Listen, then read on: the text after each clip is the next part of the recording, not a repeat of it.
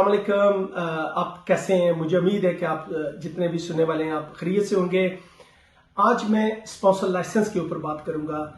चूंकि पिछले दिनों से काफ़ी दिनों से मुझे एम्प्लॉयज़ यूके एम्प्लॉयज़ की तरफ से इंक्वायरीज आ रही हैं कि यहाँ यूके के अंदर जो स्पॉन्सर लाइसेंस है वो कैसे अप्लाई किया जा सकता है। तो स्पॉन्सर लाइसेंस के लिए सबसे पहले देखा जाता है कि आपका स्टैब्लिश यूके के अंदर बिजनेस है, और अगर आप स्ट्रगल कर रहे हैं कि यूके के अंदर आपको एम्प्लॉई जो आपको जो स्किल चाहिए वो नहीं मिल रही है, तो उस सूरत में आप बाहर से अगर किसी वर्कर को लेके आना चाहते हैं, या यूके के अंदर जो बंदे मौजूद हैं जिनको स्पॉन्सर लाइसेंस की जरूरत है, जिनको वीजे की जरूरत है, उसके वजह से आपको लाइसेंस के लिए अप्लाई करना पड़ता है। तो लाइसेंस आपको होम ऑफिस के साथ अप्लाई करना पड़ता है थ्रू बिजनेस के। जो उसका अथराइजिंग ऑफिसर होता है वो यहाँ यूके के अंदर उसको अप्लाई करता है। जब आप एप्लीकेशन करते हैं होम ऑफिस को, तो होम ऑफिस के क्राइटेरिया, सर्टन क्राइटेरिया जिनको आपको मीट करना पड़ता है। सबसे पहला जो क्राइटेरिया है वो ये है कि आपका बिजनेस जेन्युइन होना चाहिए, लॉफुली जेन्युइनली आप यूके के अंदर ट्रेड कर रहे हैं। नंबर 2 जो उसका क्राइटेरिया ये है कि आपका बिजनेस जो आप जिस जॉब के लिए जो अप्लाई कर रहे हैं वो जेन्युइन वैकेंसी होनी चाहिए। नंबर 3 जो क्राइटेरिया इसमें यह बताया गया है वो कि आपके जो बिजनेस है उसमें पॉलिसी एंड प्रोसीजर प्लेस होना चाहिए, जिसको HR सिस्टम कहते हैं, वो होना चाहिए कि इन केस जब होम ऑफिस आपको अप्रूव कर देता है कि आपका लाइसेंस हो गया है, तो उस सूरत में जब आप एम्प्लॉय करेंगे फॉरेन वर्कर्स को, ताकि उनको मॉनिटरिंग, ट्रैक और उनका रिकॉर्ड कीप कर सके और रिपोर्टिंग कर सके होम ऑफिस को, तो एक सिस्टम आपको अंदर रखना पड़ता है।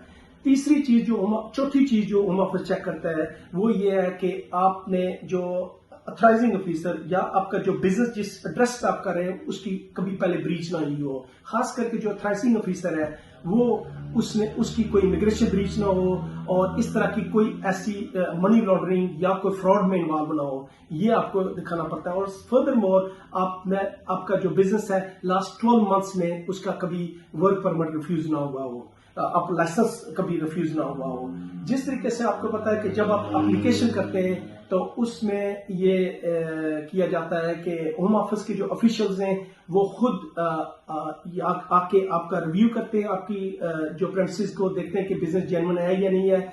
दूसरा वो ये चेक किया जाता है कि वो जो कि ऑनलाइन सिस्टम है उस पर आपको वो चेक करके आपका इंटरव्यू लेते हैं, वो चेक करते हैं, क्योंकि उन्हें चेक करना होता है कि आपका जो बिजनेस है वो जेन्युइनली ट्रेड कर रहा है, आप जो अथराइजिंग ऑफिसर है वो ट्रस्टवर्दी है, जो ड्यूटीज उनको दी जाती हैं क्या वो फुलफिल कर सकेंगे या नहीं कर सकेंगे। ये क्राइटेरिया है जो आप मीट कर सकते हैं। अगर आपके अंदर ये सारी चीजें आप जो अथराइजिंग ऑफिसर या बिजनेस के अंदर मौजूद हैं तो आप बिल्कुल एप्लीकेशन कर सकते हैं।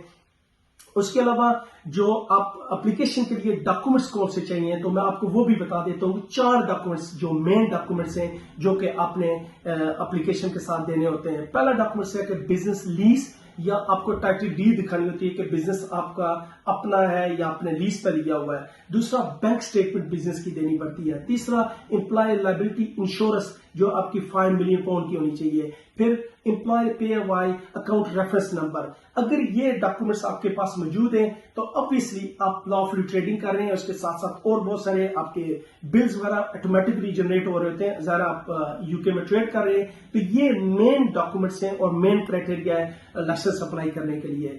बहुत सारी मिथ्स चल रही हैं, वो कहते हैं कि नहीं जी VAT रजिस्टर होना चाहिए, इतने टर्न ओवर होना चाहिए, बिजनेस इतने अर्से होना चाहिए, ये सारी रॉन्ग है। एज फार एज जो मैंने आपको एलिजिबिलिटी क्राइटेरिया बताए हैं मोर और लेस, अगर ये मौजूद हैं और ये डॉक्यूमेंट्स जो मैंने 4 आपको बताए अगर ये मौजूद हैं तो आपका गुड चांस है कि आपका लाइसेंस हो जाएगा।